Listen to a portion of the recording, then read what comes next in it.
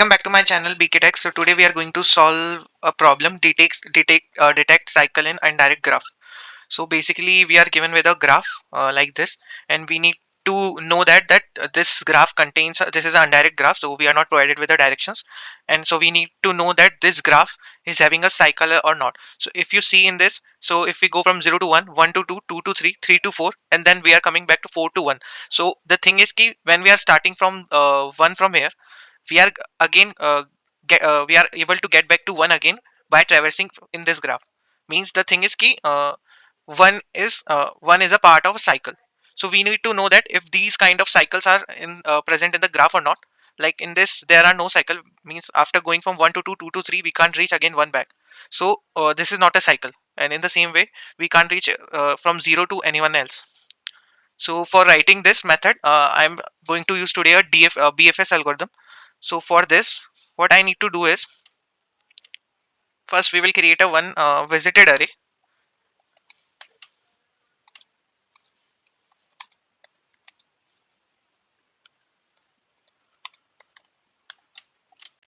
Which will be of size of vertices which we are given with us. Then we are going to make we are going to fill this with, either we can go with 0 also, means yeah.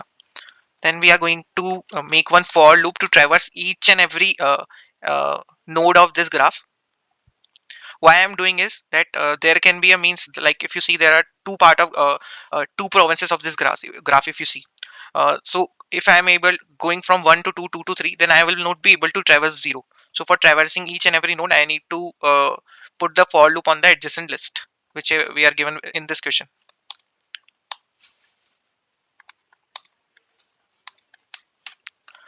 And then we are going to check if this is visited or not. Equal to 0.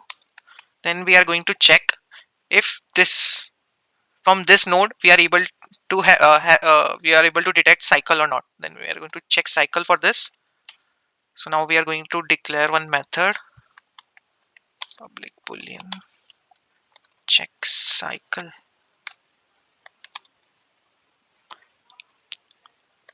node. We are going to pass this adjacent list, and we are going to pass one visited array also in this. We are going to mark that node as visited. So I am taking this as a empty, so I'm going to mark 1.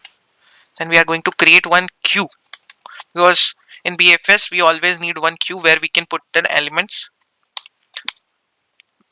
for because we traverse means if we take one node, then we traverse all the nodes of that one in a one go. That's why we create queue in this. It will be of linked list type,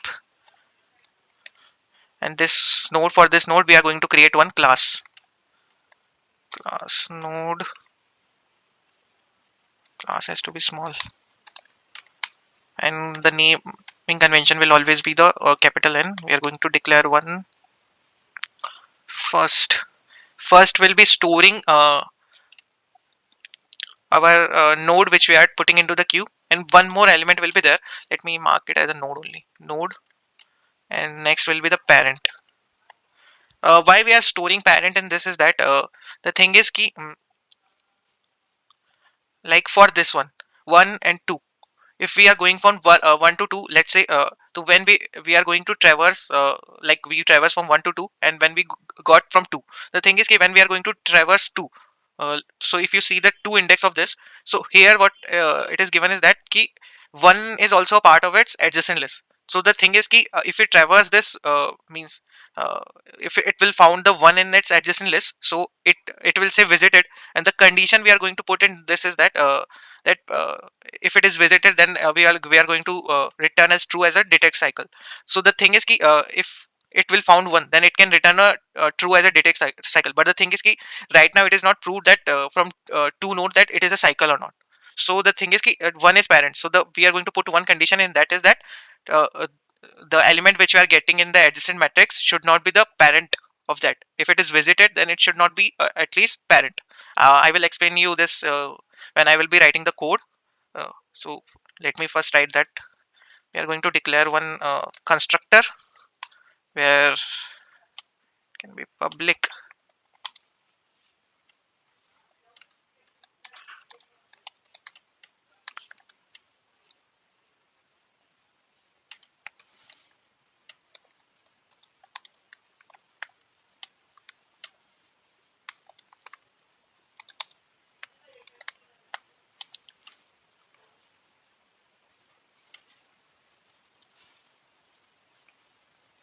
So the class of node is created.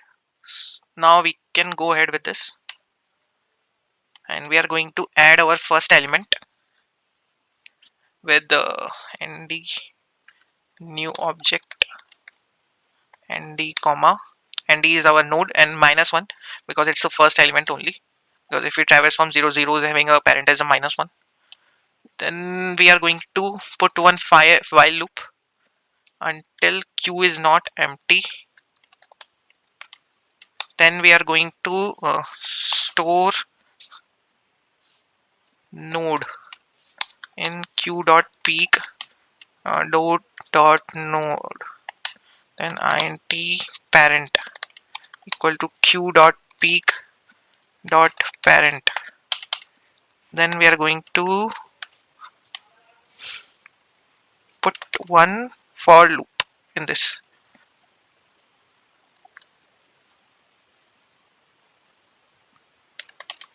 For each loop we are going to traverse the matrix dot get node.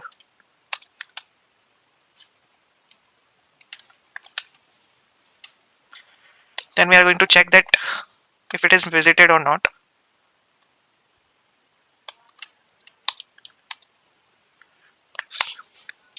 If it is not visited, then we are going to put that element into our queue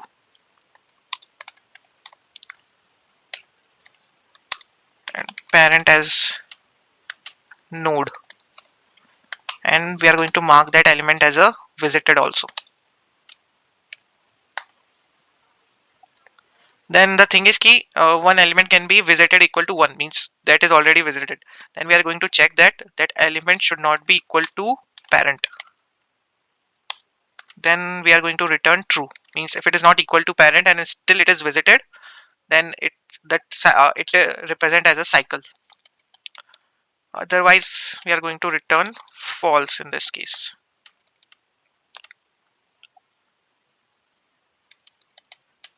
Here we are going to pass I as a node. I think node we are passing first. Yeah, node we are passing first. Then we are going to pass adjacent array and then we are going to pass visited. If it comes as true, then return here from true. Otherwise same here, return false. Now we can compile this code.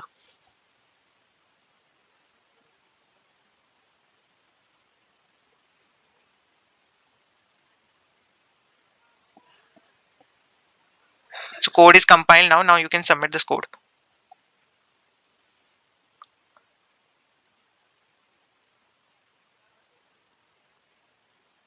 Time limit exceeded. Let me see what's the error it is giving.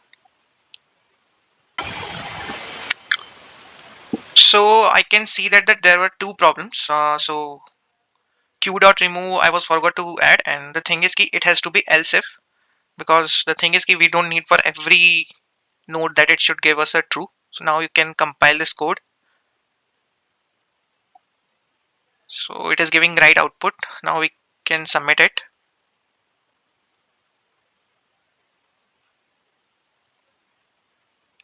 So now this code has passed. So now thank you for joining. Now you can wait for my next problem solving video. Goodbye.